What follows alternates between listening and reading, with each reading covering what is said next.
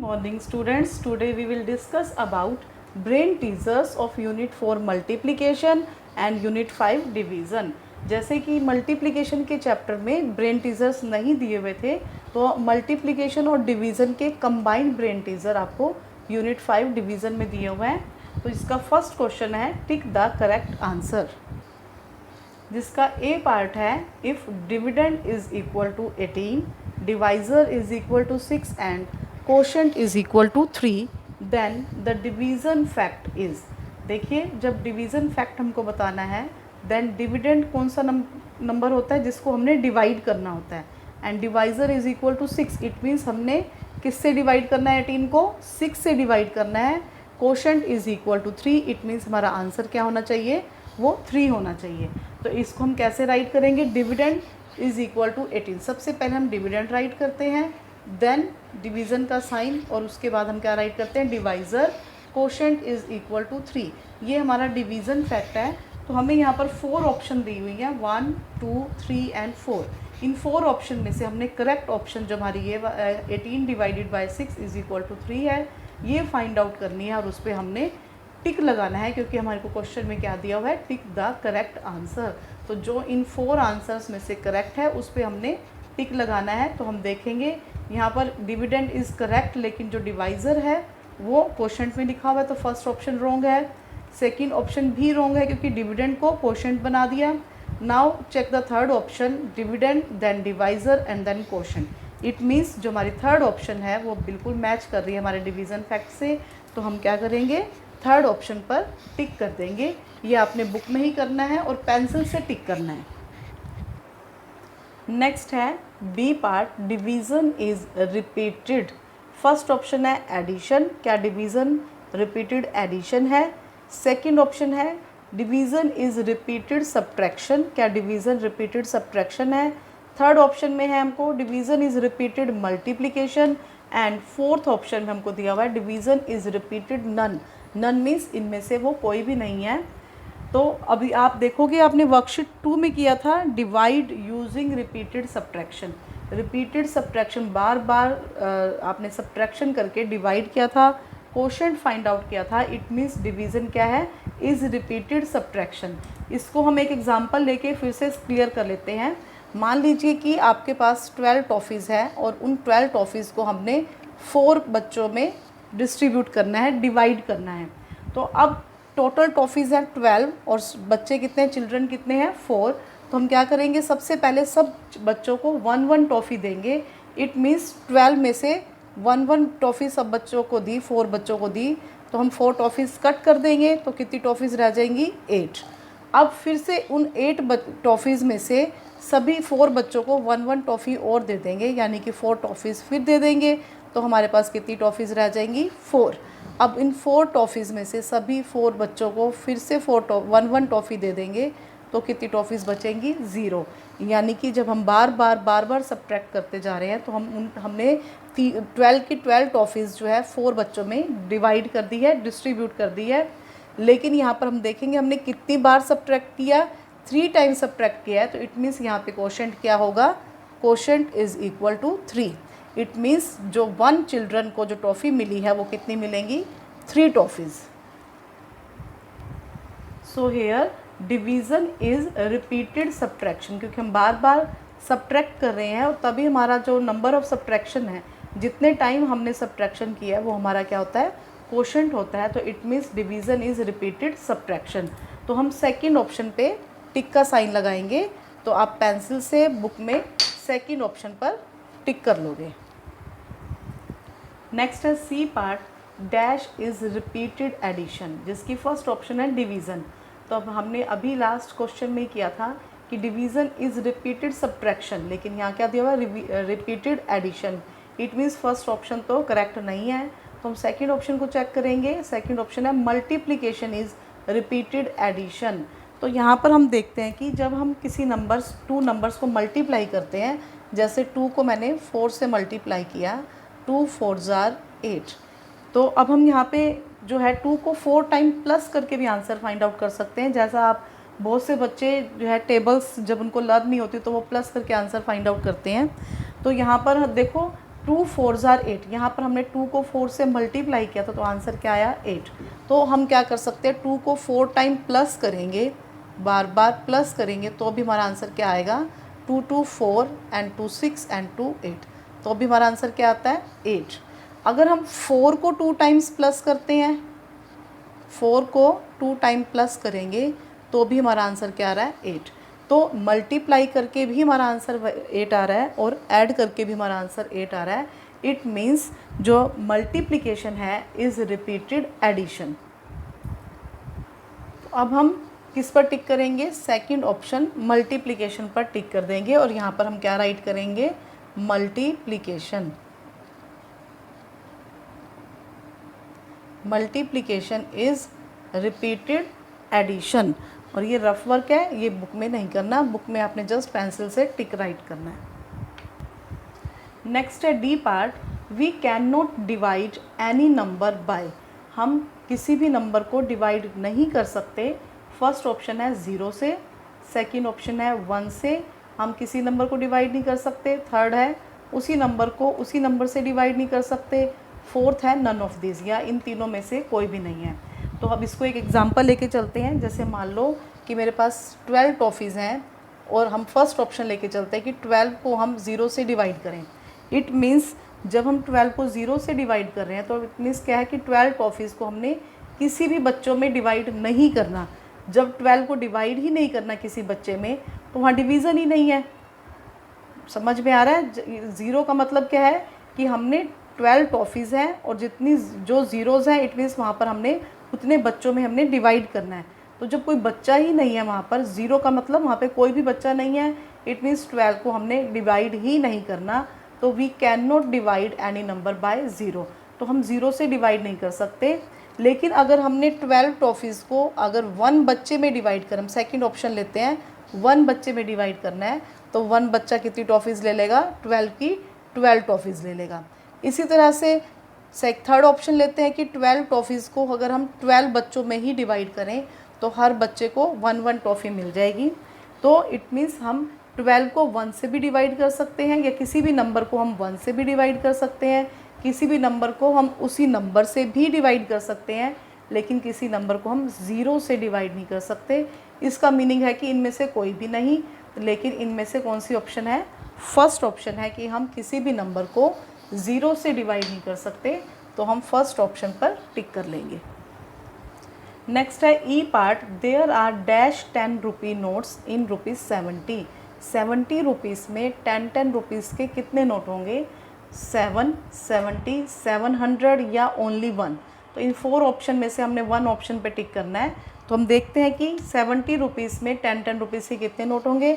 सबसे पहले हमने मान लो ये 10 रुपये का नोट है, 1 नोट लिया ₹10, तो वो कितने बनेंगे, 10 रुपये बनेंगे। एक हमने एक और नोट लिया 10 रुपीज़ का, now we have 10 and 10, 20 and another एक नोट लिया हमने, then we have 10, 20 and 30, 40, 50 rupees. Now we have 10, 20, 30, 40, 50, 60 and एक नोट और लिया तो हमारे पास कितने रुपीस हो गए, 70। तो अब आप यहाँ देखोगे 10 रुपीज़ के हमने कितने नोट लिए, 1, 2, 3, 4, 5, 6 एंड 7। अगर हम 10 रुपीज़ के 7 नोट लेंगे तो हमारे पास कितने रुपीस बनेंगे, 70 रुपीज़ बनेंगे। तो हम कौन सी ऑप्शन पे टिक करेंगे, फर्स्ट ऑप्शन में 7 दिया हुआ है तो फर्स्ट ऑप्शन पे टिक करेंगे और यहाँ पे क्या राइट करेंगे, there are 7 10 rupee notes in ₹70। और ये जो किया था ये रफ वर्क है।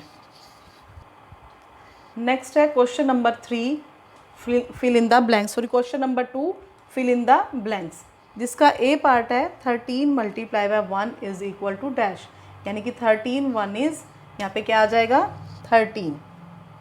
नेक्स्ट है बी पार्ट, 71 को हम किस से मल्टीप्लाई करें कि 71 आ जाए। जैसे यहाँ पर हमने 13 को 1 से मल्टीप्लाई किया था तो नंबर 13 ही आंसर आ गया था। इसी तरह से 71 को किससे मल्टीप्लाई करके आंसर 71 आ जाए, तो यहाँ पर क्या आएगा 1। तो हम यहाँ पे क्या राइट करेंगे 71, 1 इज़ 71। नेक्स्ट है सी पार्ट, 15 को किस नंबर से मल्टीप्लाई किया हुआ है, किसी एक नंबर से मल्टीप्लाई किया हुआ है जो कि इक्वल है बॉक्स मल्टीप्लाई बाय 23।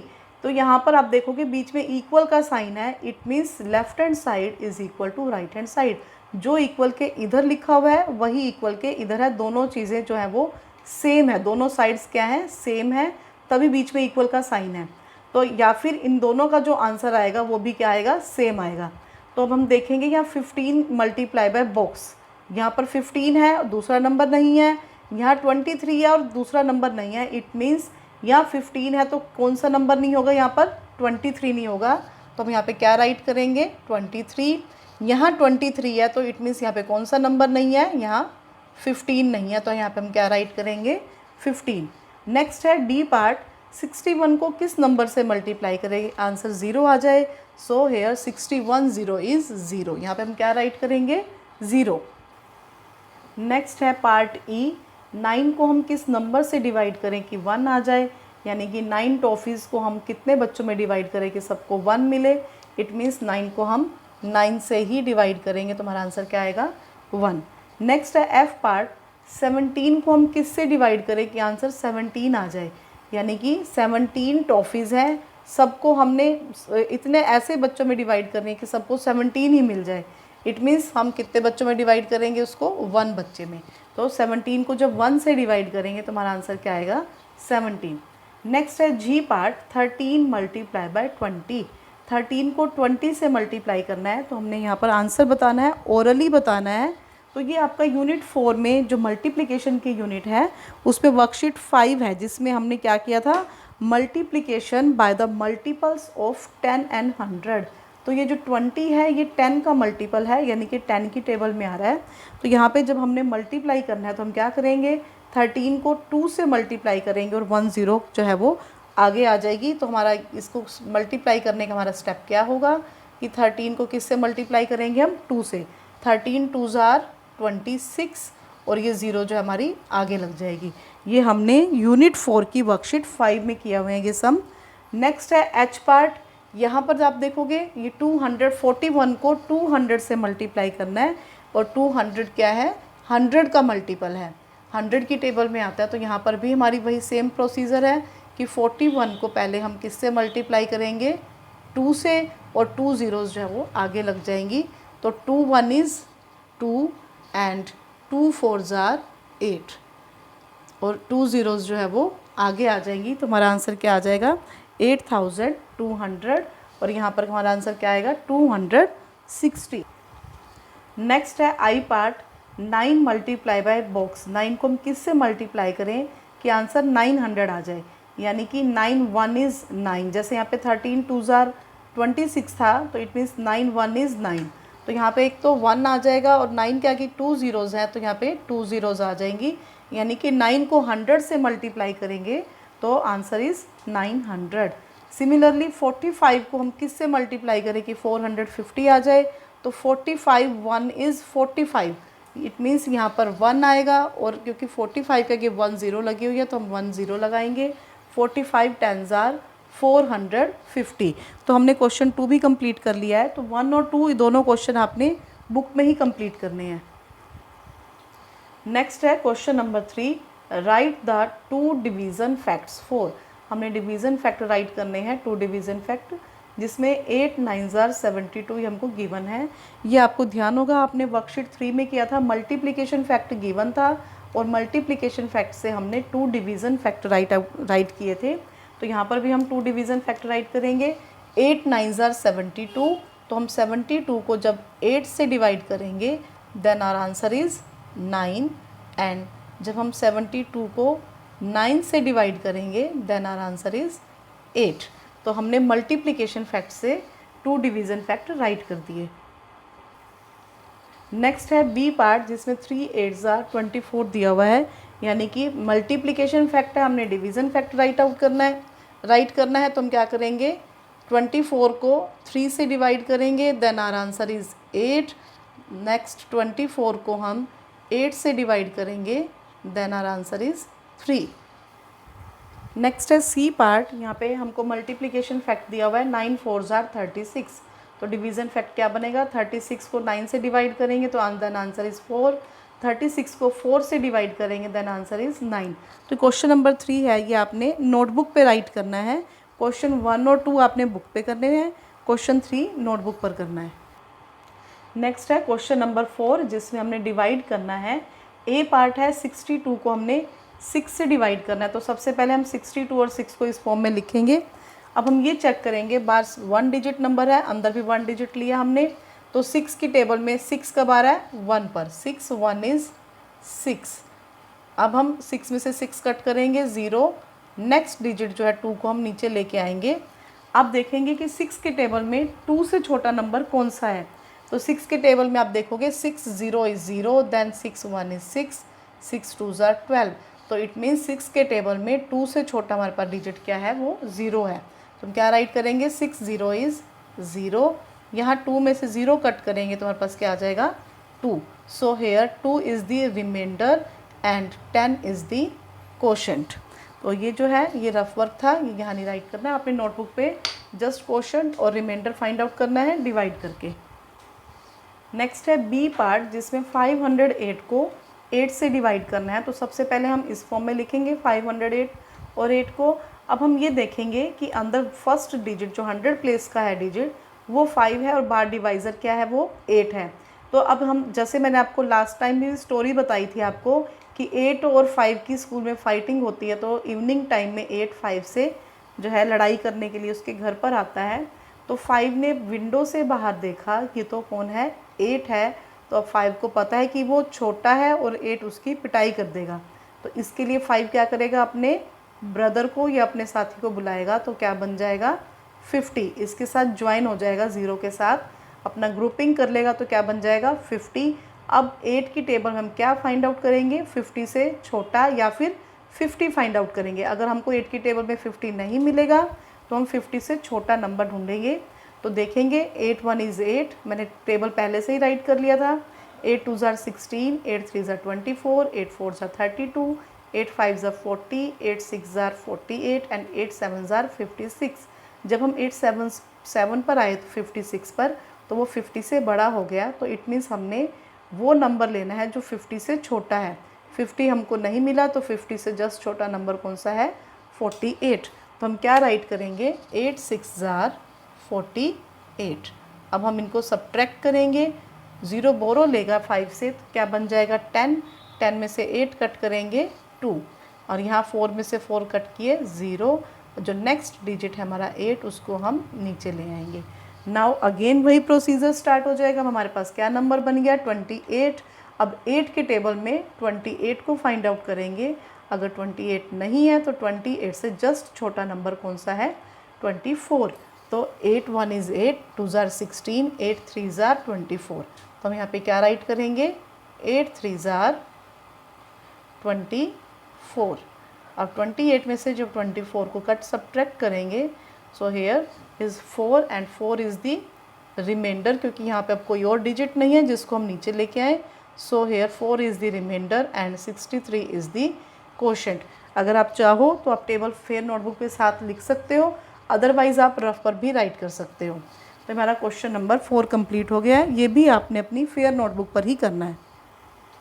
नेक्स्ट है question number 5, 7 boxes have 56 fire crackers. 7 boxes में 56 फायर क्रैकर्स है। फायर क्रैकर्स मीन्स जैसे हम दिवाली पर पटाखे बजाते हैं तो उन्हें क्या कहा जाता है, क्रैकर्स। तो 7 बॉक्सेस में 56 फायर क्रैकर्स हैं। They are equally distributed in each box, यानी कि 1 बॉक्स में उनको इक्वली डिस्ट्रीब्यूट कर दिया।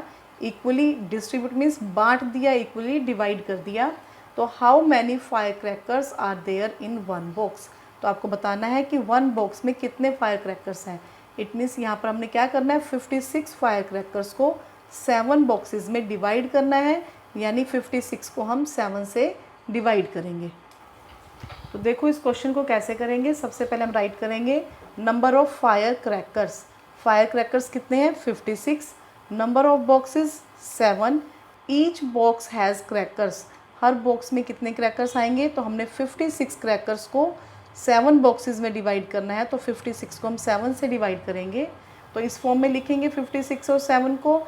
तो 7 की टेबल में देखेंगे 56 कब आ रहा है, 7 8 आर 56। 56 में से 56 को कट करेंगे, देन हेयर इज़ 0। तो यहाँ पे क्या आएगा, 0 आ जाएगा। इट मीन्स हर बॉक्स में कितने क्रैकर्स आएंगे, 8 क्रैकर्स। तो हमारा आंसर क्या आएगा, 8 क्रैकर्स। नेक्स्ट है question number 6। A man's monthly salary is ₹9,450। Monthly salary means यानी कि 1 मंथ में मैन की सैलरी कितनी है, 9,450। Find his yearly salary. Yearly salary मतलब उसकी पूरे ईयर में कितनी सैलरी होगी, पूरे साल की सैलरी हमको फाइंड आउट करनी है। 1 मंथ की सैलरी हमको पता है, ईयरली सैलरी हमको बतानी है। इट मीन्स 1 ईयर में कितने मंथ्स होते हैं, 12 मंथ्स। तो हमको 12 मंथ्स की सैलरी फाइंड आउट करनी है। So here we have to multiply 9,450 by 12, क्योंकि हमको 1 मंथ की सैलरी हमको मालूम है, 1 से ज़्यादा मंथ है, 12 मंथ्स है 1 ईयर में। तो 12 मंथ्स की सैलरी फाइंड आउट करने के लिए हमें क्या करना पड़ेगा, मल्टी। तो देखो इस सम को कैसे करेंगे। सबसे पहले हम 1 ईयर को 12 मंथ्स में कन्वर्ट करेंगे। 1 ईयर में कितने मंथ्स होते हैं, 12 मंथ्स। फिर हम क्वेश्चन स्टार्ट करेंगे। मैंस 1 मंथ सैलरी, मैन की 1 मंथ की सैलरी कितनी थी, 9,450। मैंस 12 मंथ सैलरी, क्योंकि ईयरली सैलरी फाइंड आउट करनी थी और ईयर को हमने किस में कन्वर्ट कर दिया, 12 मंथ्स में। तो man's 12 month salary is equal to 1 month की सैलरी से 12 मंथ की सैलरी ज़्यादा होगी, 12 टाइम्स होगी। तो इसलिए हम क्या करेंगे, इसे 12 से मल्टीप्लाई कर देंगे। तो मल्टीप्लिकेशन आप सभी ने यूनिट 4 में बहुत अच्छे से कर ली थी। तो 9,450 को हमने 12 से मल्टीप्लाई किया, पहले 2 से, देन 1 प्लेस की मल्टीप्लिकेशन होगी तो वहाँ 0 लगाई, देन हमने 1 से मल्टीप्लाई किया। तुम्हारा आंसर क्या आया, 1,13,400। तो ₹1,13,400 इज़ दी आंसर। नेक्स्ट है question number 7। Solve the puzzle. हमने इस पज़ल को सॉल्व करना है, एक खेल की तरह इसको हम करते जाएंगे। तो हमने स्टार्ट करना है, स्टार्ट करेंगे। सबसे पहले हमको मल्टीप्लाई दिया हुआ है 6 3 जार, ये एरो का साइन है, इट मीन्स यहाँ पर आंसर है 6 3 जार 18। फिर हमने 18 को 2 से डिवाइड किया, फिर एरो का साइन, इट मीन्स आंसर यहाँ है। 18 को 2 से डिवाइड करेंगे, सारा आंसर इज़ 9। 2 9 जार 18 है, तो हमारा आंसर यहाँ पे क्या आ जाएगा, 9। 9 को फिर 4 से मल्टीप्लाई किया, 9 4 जार, अब नीचे एरो का साइन दिया हुआ है, 1 बॉक्स दिया हुआ है, तो हमने आंसर यहाँ राइट करना है, 9 4 जार 36। अब 36 को 6 से डिवाइड करना है और नीचे एरो का साइन दिया हुआ, इट मीन्स हमने यहाँ आंसर लिखना है। 36 को जब 6 से डिवाइड करेंगे, इट मीन्स हमने ये चेक करना है कि 6 की टेबल में 36 कब आ रहा है, 6 की टेबल में 36 आता है, 6 6 जार 36। इट मीन्स हमारा आंसर क्या आएगा, 6। तो यहाँ पर हम आंसर राइट कर देंगे। अब इस बॉक्स में क्या करना है, 6 को 8 से मल्टीप्लाई करना है, 6 8 जार, और एरो का साइन इस तरफ है, इट मीन्स हमने इस बॉक्स में आंसर लिखना है 6 8 जार 48। अब देखो क्या करना है, नेक्स्ट बॉक्स में पजल के नेक्स्ट स्टेप में क्या करना है, 48 को 12 से डिवाइड करना है। यानी कि हमने ये चेक करना है कि 12 की टेबल में 48 कब आ रहा है, और एरो का साइन इधर शो कर रहा है, तो हमने यहाँ आंसर राइट करना है। तो 12 की टेबल में 48 देखो कब आ रहा है, 12 1 इज़ 12, 12 2 जार 24, 12 3 जार 36, 12 4 जार 48। यानी कि 12 की टेबल में 48 कब आ रहा है, 4 पर। तो यहाँ पे क्या राइट कर देंगे, 4। अब नेक्स्ट जो है, हमने इस पज़ल के इस बॉक्स में क्या करना है, 4 को 5 से मल्टीप्लाई करना है और एरो का साइन नीचे है, इट मीन्स हमने इस बॉक्स में आंसर राइट करना है 4 5 जार 20। यहाँ पे हम क्या राइट करेंगे, 20। अब 20 को क्या करना है, 10 से डिवाइड करना है, यानी कि हमने ये चेक करना है कि 10 की टेबल में 20 कब आ रहा है। सो 10 2 जार 20, हम यहाँ पे क्या राइट करेंगे, 2। नेक्स्ट है 2 3 जार 6, 6 को 6 से डिवाइड करेंगे, देन हमारा आंसर क्या आएगा, 1। तो हम करेक्ट आंसर जो है हम 1 पे ही पहुँच गए और हमारा आंसर भी 1 आ रहा था, और ये पज़ल यहाँ पे क्या हो गया, एंड हो गया। तो आपने ये पज़ल जो है ये आपने अपनी बुक में ही कंप्लीट करना है। तो आपका होमवर्क क्या है कि आपने ब्रेन टीज़र कंप्लीट करने हैं। क्वेश्चन 1 2 एंड क्वेश्चन 7 आप बुक में करोगे, एंड क्वेश्चन नंबर 3 4 5 6 आपने अपनी फेयर नोटबुक पे राइट करना है। तो आपका यही होमवर्क है, अपने जो है आपने ब्रेन टीज़र को कंप्लीट करना है। ओके बेटा, थैंक यू।